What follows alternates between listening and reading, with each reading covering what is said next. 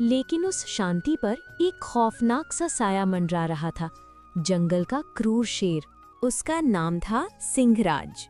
उसकी दहाड़ इतनी भयानक थी, शाम होते ही बच्चों के हाथ कांपने लगते और औरतें दरवाजे बंद कर लेती। गांव में एक के बाद एक लोग गायब हो रहे थे। कभी चरवाहा, कभी लकड़हारा, कभी खेत में काम करता किसान। यह शेर अब इंसानों का स्वाद चख चुका है।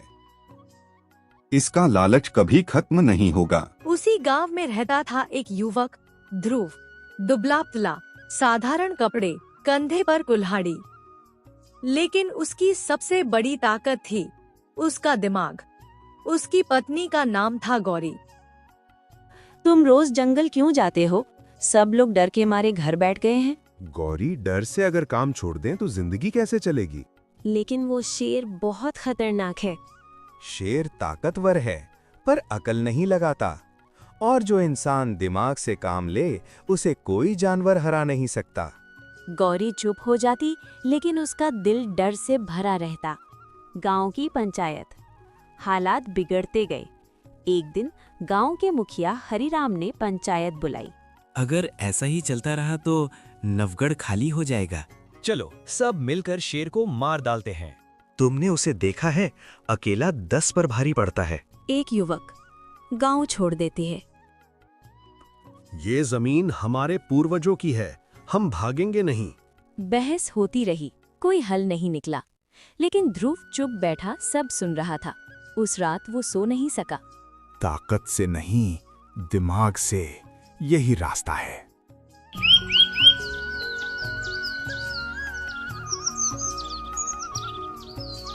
अगले दिन ध्रुव जंगल गया। झाड़ियों में सरसराहट हुई और फिर सिंहराज सामने आ गया। ओ इंसान, ये जंगल मेरा है, तू यहाँ क्या कर रहा है? ध्रुव का दिल तेज धड़क रहा था, मगर चेहरा शांत। महाराज, मैं एक गरीब आदमी हूँ, लेकिन अगर आप चाहें तो आपकी सेवा कर सकता हूँ। सेवा? कैसी सेवा? मैं रोज आपके लिए शिकार लाऊंगा, आपको मेहनत नहीं करनी पड़ेगी। शेर सोच में पड़ गया। अगर एक दिन भी खाली आया तो तेरा मांस मेरा भोजन होगा। स्वीकार है महाराज। अब मुझे शिकार करने की जरूरत ही नहीं। धीरे धीरे जाल बिछा। ध्रुव रोज कुछ न कुछ ले जाता। बकरी, खरगोश, सुअर। सिंहराज आलसी होता गया। गांव वाले फुसफुसाने लगे।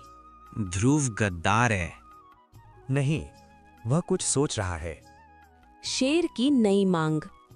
एक दिन शेर बोला,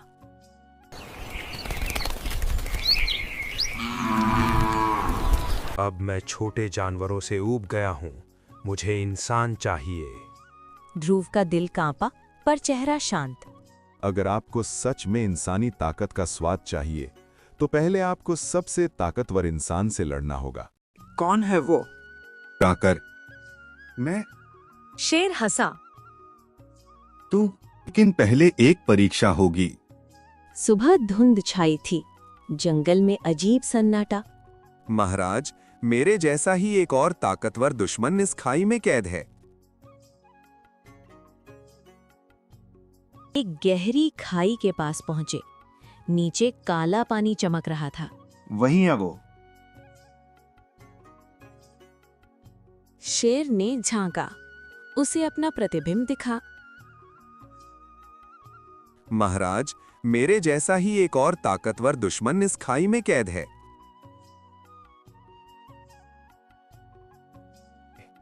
ये तो सचमुच शेर है। पानी में लहरें उठी। महाराज, अगर आप इसे हरा दें तो आप ही असली राजा कहलाएंगे। शेर का अहंकार चरम पर था। जंगल में मेरा कोई मुकाबला नहीं। उसने जोरदार दहाड़ लगाई और छलांग लगा दी।